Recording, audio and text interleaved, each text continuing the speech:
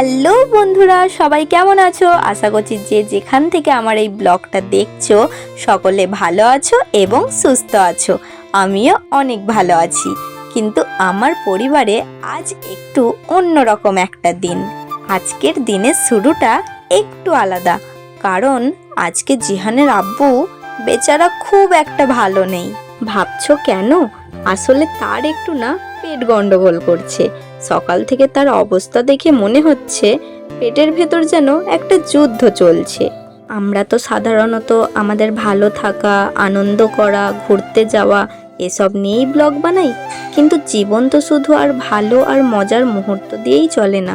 মাঝে মাঝে এমন ছোটোখাটো সমস্যাও আসে, আর এই সমস্যাগুলো সামলে আমরা কিভাবে ভালো থাকি সেটাই আসল ব্যাপার। জিহানের আব্বু সকাল সকাল বাজার চলে গিয়েছিল, কারণ ঘরে তো একটুও চাল ছিল না, আর চাল না থাকলে হবে কি করে। তাই চলে গিয়েছিল একটা চালের বস্তা আনতে। আবার চালের বস্তাটা যেমন এনেছে, ভেতরে বলে নাকি যে লাল পিঁপড়ে। এখন আবার মাঝে মাঝে বৃষ্টিও তো পড়ছে, এই জন্যে হয়তো পিঁপড়েরাও ওই চালের বস্তার ভেতরে আশ্রয় নিয়েছিল। জিহানের আব্বুর সকাল থেকেই পেট গড়বড় হচ্ছিল, তাই জিহানের আব্বুকে আমি একটুখানি ওআরএস গুলে দিলাম। বললাম একটু খেয়ে দেখো তো, পেটটা ঠান্ডা হবে। কিন্তু খাওয়ার পর মুখটা দেখো না কেমন করছে, যেন এখনো বাচ্চা। সে কিন্তু এত অসুবিধা থাকতেও কাজ ছাড়বে না, কাজ করেই যেতে হবে। আর সত্যি করেও কাজ না করলে আমাদের সংসারটা চলবে কি করে? একমাত্র তো তার ওপরেই নির্ভর, তাই না? কিন্তু তাও আমি বারবার করে বলছি যে এখন তাহলে আর কাজ করো না, একটুখানি আরাম করো, কিন্তু শুনবেই না। তাকে আমি কতবার করে বলি যে একটু নিজেকে আরাম দাও, নিজের শরীরকে আরাম দাও, কিন্তু কোনো কথাই শোনে না। তা আবার যেমন তেমন হলো। কিন্তু আমার এই ছেলেটা দেখো এত দুষ্টু হয়েছে, গ্লাসটা নিয়ে অমনি ছুঁড় দিয়েছে। সকালবেলা করে কিন্তু এই ভেড়াগুলো এই খামারটায় একবারটি করে আসে। দেখো চারিদিকে কত সবুজ একদম ঘাসপালা হয়েছে। এই কদিন ধরে না একভাবে বৃষ্টি হচ্ছে, রোদের কোনো নামগন্ধই নেই। এই জন্যে চারিদিক একদম সবুজ হয়ে উঠেছে। কি ভালো লাগছে চারিদিকটা, তাই না? আজ আমি একদম তেল ঝালের দিকে যাইনি, আজকে একদম পুরোপুরি সাদা রান্না করেছি। আমি এখানে কিছু রসুন খোলা ছাড়িয়ে রেখে দিয়েছি, আর সাথে উচ্ছে আলু ভালোভাবে কিন্তু কেটে ধুয়ে নিয়েছি। আর এদিকে দেখো না আমার জিহান বুড়োটা কি করে, ওই যে উচ্ছে আলু সব কিছু এখানে কাটাকুটি করেছি, আর সেই খোলাগুলো সে নাকি এই চিকের মধ্যে ভরবে। আমি যখনই এরকম নিচেই বসে কাটি আর কি, বটিতে কাটি তো বেশিরভাগই আমি বটিতেই কাটি, আর সে একটা চিক নিয়ে চলে আসবে। আর চিক যদি সে না পায় আমাকে টেনে টেনে নিয়ে যাবে, বলবে মা চিক দাও। বলতে তো পারে না, কিন্তু তার কথা আমি সব বুঝি, যেহেতু তার আমি মা। এই ছোট ছোট দুষ্টু মিষ্টি ভিডিওগুলো যদি আমি ক্যামেরা বন্ধ করে রেখে দিই, তাহলে এগুলো আমি পরেও একসময় দেখতে পাবো। এসে কড়াই চাপিয়ে দেখি যে টিফিনে একদমই তেল নেই। তেল তো আমার ঢালাই হয়নি গো। এই তেলের প্যাকেটটা আমি এর আগের সপ্তাহে ঢেলেছিলাম, তো এই সপ্তাহে দেখি নাকি যে শেষ হয়ে গেছে। তেল এখানে আমি ঢেলে নেওয়ার পর কিন্তু পাউচটাকে আগেই ফেলে দিই না, আমি পাউচটাকে টিফিনের সাথেই এক জায়গাতে এরকম দাঁড় করিয়ে রেখে দিই, যাতে কি ওর মধ্যে যা তেল আছে টুকটুক করে সে যেন টিফিনের মধ্যে জড়ো হতে থাকে। কি আর করব বলো, সবই তো পয়সা দিয়ে কেনা। জিহানের আব্বুকেই দেখো না, এত শরীর খারাপ, সে যদি এরকম করে কাজ করে, তাহলে আমি একটু আধটু যদি এরকম জিনিস বুদ্ধি করে কাজ করে নিতে পারি, তাহলে তো বেশ ভালোই হয়। এই জন্যে কথাতেই আছে যে একটা সংসারে একটা মেয়ের গুণ অনেক বেশি। তেল গরম হয়ে যাওয়ার পর এখানে আমি রসুনটাকে একটু থেঁতলে নিয়ে শুকনো লঙ্কা দিয়ে আগে আমি এখানে উচ্ছেগুলোকে হালকা একটু ভেজে নেবো। তারপরে তার মধ্যে একটুখানি নুন আর হলুদ দিয়ে দিয়েছি। সেটা যখন একটু নরম হয়ে এসেছে, তখনই আমি কেটে রাখা আলুগুলো কিন্তু দিয়ে দিচ্ছি। সবার কিন্তু রান্নার প্রসেস একদম আলাদা। আমি আমার মাকে দেখেছি সব জিনিসটা কিন্তু একসাথে দিয়ে দেয়, মানে আলু উচ্ছে সব একসাথেই দিয়ে দেয়। কিন্তু আমি যে এরকম করে রান্না করি, এটা আমি শিখেছি আমার শাশুড়ি মার কাছ থেকে। তাকে দেখেছি যে ফার্স্টে উচ্ছেটাকে একটুখানি হইয়ে নেয়, তারপরে আলুগুলোকে দেয়।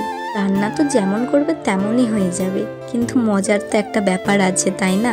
এই দুষ্টু ছেলেটা সারা দিনটা আমাকে এমনই জ্বালাতে থাকে দেখুন কেমন করছে, সব আলু পেঁয়াজগুলো মানে বালতির ভেতরে একবার পুড়ছে, আবার বালতি থেকে সে বার করছে।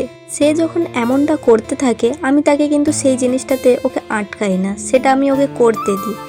এসব জিনিস যদি তারা করতে থাকে তাদের ব্রেনে কিন্তু অনেকটা ইফেক্ট পড়ে। সারা দিনটা তো আমার ছেলে ঘরেই থাকে, বাইরে নিয়ে যাওয়ার সময়ই হয় না। তার আব্বুরও যেমন সময় হয় না, তার ফুম্মারও তেমন সময় হয় না। সবাই তো কাজ কাম নিয়ে ব্যস্ত থাকে, আর আমারও তেমন সময় হয় না যে আমি তাকে একটু নিচে নিয়ে গিয়ে খেলবো। আমি রান্না করতে করতেই জিহানের আব্বুকে বারবার বলে বলে ডাক্তার বাড়ি পাঠিয়ে দিয়েছিলাম যে যাও গিয়ে ওষুধ নিয়ে আসো। এরপর যদি আরও বেশি বাড়াবাড়ি হয়ে যায় তখন কি করে যাবে, কি করে ওষুধ নিয়ে আসবে। তাই বারবার বলাতে সে গিয়েছিল, গিয়ে ওষুধ নিয়ে এসেছে। আর ডাক্তারে বলেছে যে তেল ঝাল কিন্তু একদম খাওয়া চলবে না, আর খেতে হবে কিন্তু দই। জিহানের আব্বু দই এনেছে, তো আমি বললাম দাঁড়াও তাহলে আমি তোমাকে এক্ষুনি দইটা একটুখানি ভালো করে ফাটিয়ে দিই। আর আমাদের এই দেশে না মিষ্টি দই একদম পাওয়া যায় না, কোনো দোকানেই মিষ্টি দই পাওয়া যায় না। এখানে শুধু টক দই পাওয়া যায়। যদি মিষ্টি দই খাওয়ার মনও হয় তাহলেও পাই না, এরকম টক দইয়ে চিনি গুলে তারপর খেতে হয়।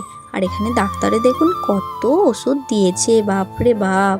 আলু ভাজা যখন হয়ে আসে তখন আমি তার ওপর থেকে না একটু লঙ্কা গুঁড়ো ছড়িয়ে দিই, এতে হলুদ হলুদ যেই ভাবটা থাকে সেটা বেশ একটু লাল লাল পাড়া হয়ে যায়, আর দেখতেও ভারী মিষ্টি পাড়া লাগে।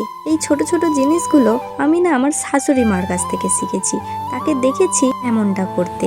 তাই আমিও যখনই কোনো আলু ভাজা ভাজি, তাতে বলো পটল আলু ভাজাই বলো, যে কোনো আলু ভাজাই বলো, আমি কিন্তু হয়ে যাওয়ার পর দিকে একটু হালকা করে লঙ্কা গুঁড়ো ছড়িয়ে দিই। দইটা ভালো করে চিনির সাথে গুলে নিয়েছিল, তারপর এখানে জিহানের আব্বুকে দিয়াই দেখুন তু বাপ বেটা মিলে কেমন খাচ্ছে, বেশ মিষ্টি লাগছে কিন্তু দুজনকে একসাথে। একটু আমি এখানে ডাল চাপিয়ে নিচ্ছি, ওদিকে জিহানের আব্বুর আবার ওষুধ খাওয়ারও সময় হয়ে গেছে। আজ আমি আর তেলে ফোড়ন দেবো না, আজকে আমি একদম সেজে ডাল চাপিয়ে দিচ্ছি। আজ আবার একটু তাড়াহুড়োর মধ্যেও ছিলাম, একবার করে ওর আব্বুর কাছে গিয়ে বসছি যে কিছু লাগবে কি লাগবে না। শরীরটা তো বেশ খারাপ, কিন্তু কাজ থেকে উঠতেই চাইছে না। চলুন আর দেরি করা যাবে না, কারণ জিহানের আব্বুকে ভাত দিতে হবে, কারণ ওষুধও তো খেতে হবে। এখন যদি একবার ওষুধ না খাই তাহলে আবার দুপুরবেলা খেতে পাবে না, সেটাকে আবার বিকেলবেলা খেতে হবে। এরকম করলে তো হবে না, যখন যেটা ওষুধের টাইম তখন সেই ওষুধটা খেতে হবে।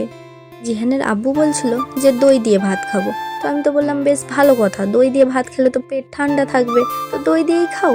তো তারপর বলে নাকি একবার তো দই খেলাম আর এখন খাবো না, এখন আর ভাল লাগছে না, ওটা নাই পরে একবার খাবো। তো জিহানের আব্বুকে এখানে আমি শুধু আলু ভাজা আর ভাত দিয়ে দিয়েছি, শুকনো শুকনো খাচ্ছে বেচারা।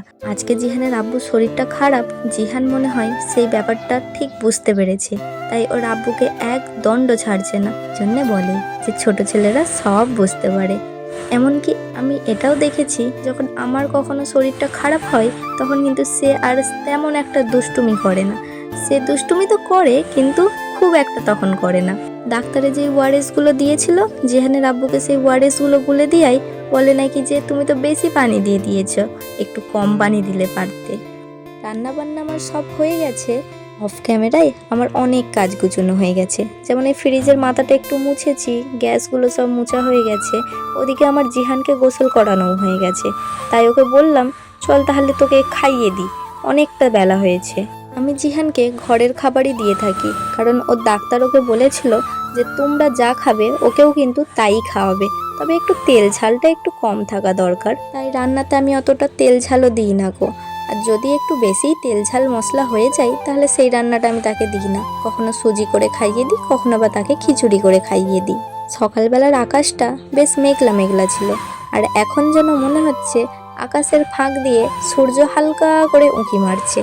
আর এই টপটায় দেখুন একটা যেন গাছ হয়েছে, আর ওই গাছটা দেখেই জিহানের আব্বু বলে নাকি আরে ওটা তো মনে হয় পয়সার গাছ হয়েছে, খুবই আর কি করে সে। ওদিক থেকে এসে জিহানকে দেখি সে একা একাই ঘুমিয়ে পড়েছে, আর কেমনভাবে ঘুমিয়ে পড়েছে সে, কি মায়া লাগছিল তার দিকে তাকিয়ে। তো ঘুমিয়ে পড়ায় আমি দেখলুম না তাহলে আমি এবার কিছু কাজগুলো সেরে নিই। যেমন এখানে জিহানের কিছু ডাইপার ছিল, সেই ডাইপারগুলোকে ধুয়ে নিয়েছি ভালো করে।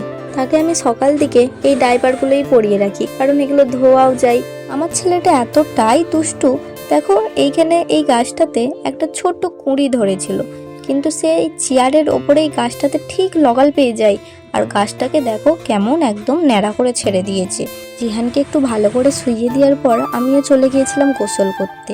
আজকের ব্লগটা তাহলে এই পর্যন্তই থাক। ব্লগটা তোমাদের সকলের কেমন লাগলো অবশ্যই কিন্তু আমাকে কমেন্টে জানিও।